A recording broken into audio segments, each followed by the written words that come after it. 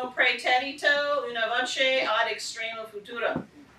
Tres, duo, unus, sategere, sategit, sategerat, satagit, sategerit, okay. sataget, sateget, Perfectum.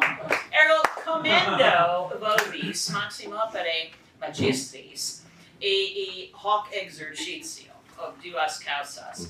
Satis velox est et quodam discipulus vel discipula corpore utitur ad discendo cum parvuli infantes sumus hac ratione discere incipere solemus, nonne parvuli infantes omnia ripere et gustare conantium, idem et nobis, homo in essentia, quod ad discendum pertinet non mutatur.